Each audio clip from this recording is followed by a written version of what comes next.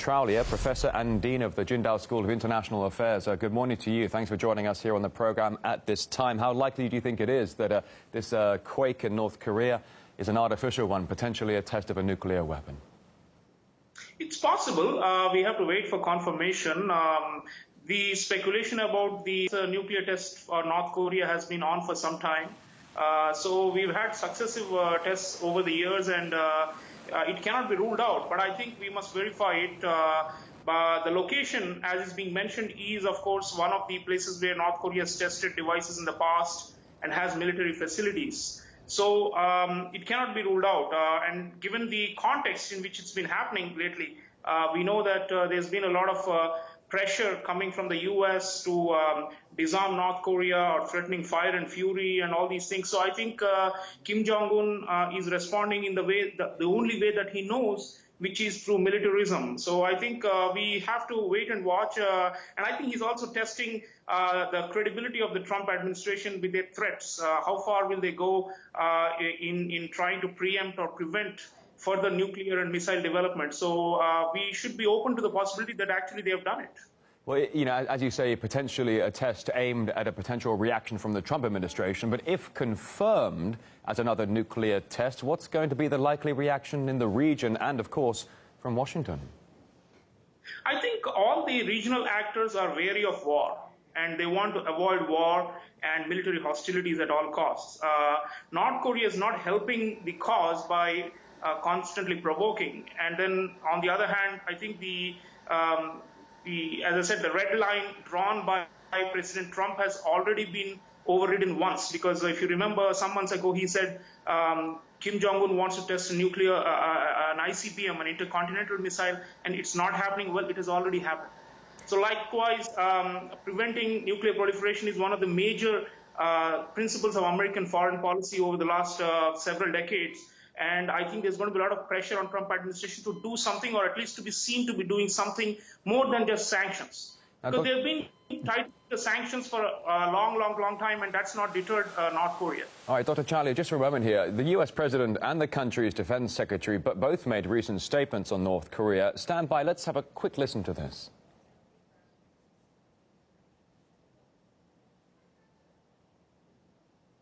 We're never out of diplomatic solutions. We continue to work together, and the minister and I share a responsibility to provide for the protection of our nations, our populations.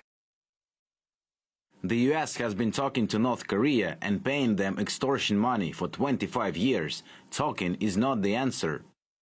Do you think the U.S. rhetoric, combined with its growing presence in the region, is helping the situation? China seems to think that the U.S. is further aggravating that in the region.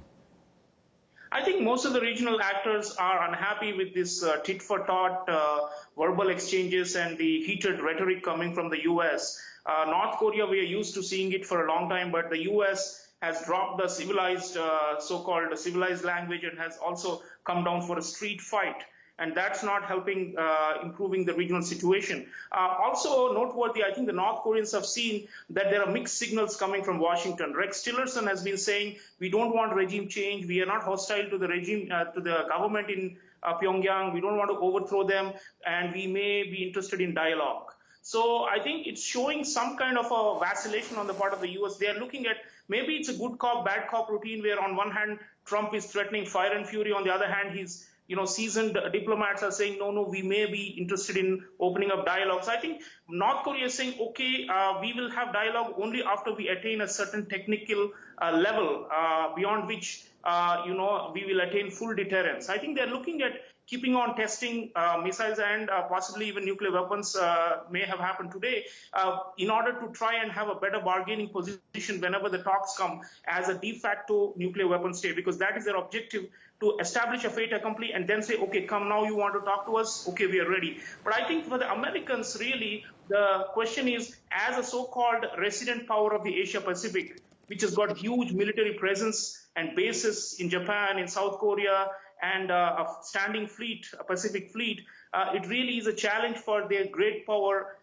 ambitions in the region, saying a small little country is defying them continuously, and they're helpless and unable to stop it. So it also questions what kind of world order we are living in, whether there's really any superpower status for America. So I think there'll be a lot of hawks in Washington saying, come on, let us show them that we are a superpower and stop them once and for all. So I think Trump is going to be under a lot of pressure to act. And as I said, to at least seem to be acting and doing something decisive, maybe some kind of a limited strike, we cannot rule out. It will be unfortunate, but you have to understand in the American context, they have set the bar so high already for their so-called tough action that they will be forced to try and implement it. Otherwise, they will come back red-faced as having lost all credibility with their allies. Well, Dr. Chawla, we're still waiting here from any sign of confirmation from Pyongyang at this moment now. We've had nothing from their news agency there, though. For the meantime, it will have to serve to a degree as speculation, although the USGS in America has already said it was a subterranean explosion, an artificial earthquake, so to speak. Dr. Sriram Chawla,